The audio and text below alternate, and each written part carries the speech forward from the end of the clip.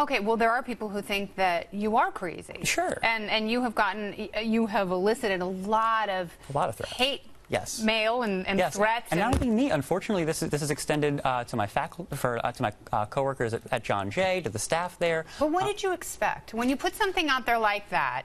You know, when you put something out there, and it seems from an outside observer. No, let me ask a question. Sure. It seems from an outside observer that you are just trying to get confirmation and reassurance from a group of people that you want to like you, and those are the people online who share your political views. No, so why would you be surprised that if you put something out there on social media that someone who is either intrigued or alarmed by you goes through your tweets and finds something which is now a public record and presents it to the public? Sure. Why would that surprise you? It doesn't surprise me.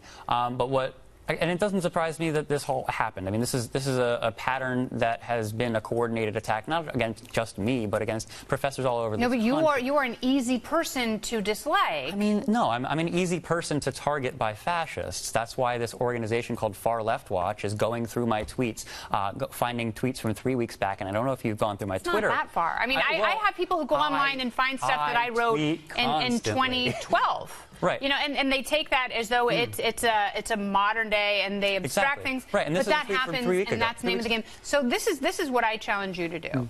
Because it's one thing to be a professor at a college and say that it's a privilege to teach future dead cops. As someone who has cops in my family, I'm offended by that, because the people I know who are cops, they have kids. Are they immortal? They have mortgages. Are they immortal? No, don't give me a nihilistic argument, immortal? because that's not what you're saying. You're not immortal? saying everybody dies. Privilege means that there is some joy that you take. I do take joy in teaching my students. I love my students. And knowing that these people will be assassinated in the future. I mean, that's the ultimate goal. I want these students. You don't have to be a genius to discern the subtext of your tweets. I want my students to actually be able to do what they want, which is help people, and I don't think policing is an institution that allows them to do that. Yeah, I want to see them become social workers. I want to see them become EMTs. Then go work for firefighters. I mean, it's not necessarily subversive for you to teach economics at a school that specializes in criminology. I know where John Jay is. Right.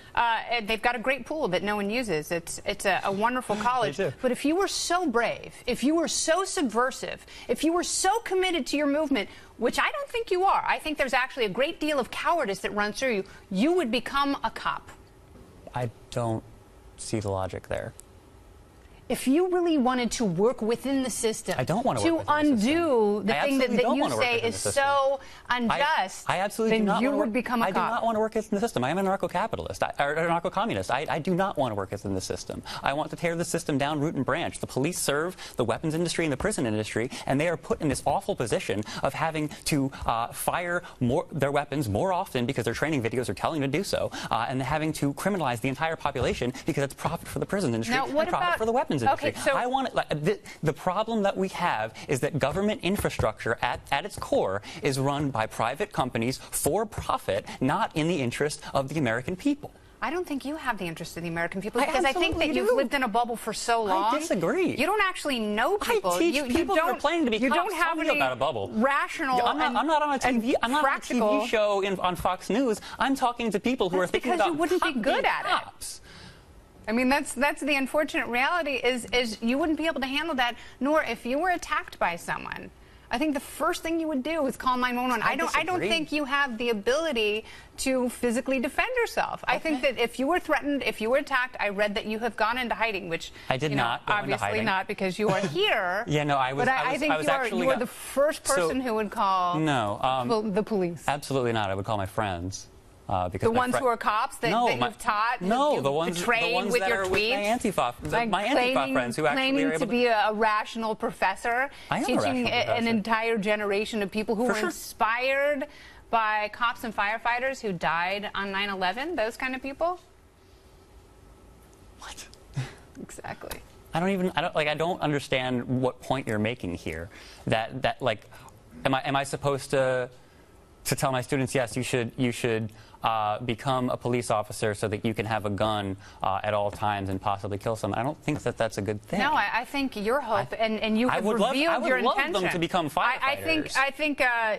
I think your intention is to teach as many cops, have as many of them get on the street as possible so they can be assassinated, and that would bring you completion and great joy. I want to see them actually fighting in their own interests, if they do choose to become police officers, advocating for the demilitarization of the police, advocating against the increasing criminalization of the population, because at the end of the day, that puts them at danger. Yeah, you know what? You can do all of those things, and you can have logical discussions about all those things. I do pretty much every night on the show. We talk about decriminalizing, we talk about demilitarizing, and you can do that without advocating violence. And without being a part of an organization that takes pleasure in harming people whose ideas run counter to yours. This is not about people whose ideas run counter to ours. These are about people who actively want to politically organize to eliminate large sections of our population. That's the straw man that you're employing, because you don't just show up at neo-Nazi rallies. That's not the only place that Antifa shows up.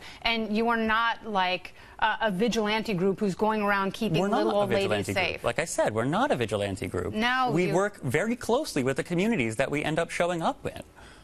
And that's why, for instance, this weekend, where I was at the Juggalo March in public, we showed up to the Juggalo March, and we were completely peaceful, because that was what was requested of us. And you also would probably get the living crap beat out of you, but also the communities you purport to represent, by and large, a vast majority of them support police. It's not true. They're not. No, it is true. If you look at data, Republicans, Democrats, Independents. Okay, but what about the poor communities who are constantly under the threat of police violence? What about communities in this very city, in New York City, whose entire apartment complexes are designated as gangs and put up and the police engage in these gang raids to again, these are valuable conversations that just so to have, happen to be on the frontier of gentrification.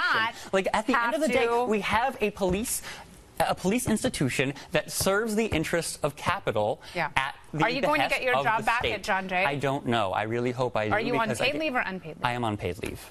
Paid or unpaid? Paid, just like a cop who killed somebody, and hopefully, like Dan Pantaleo, who choked Eric Garner, I get my job back and get a promotion. All right. Well, good luck with everything. Thank you. Thanks for coming by.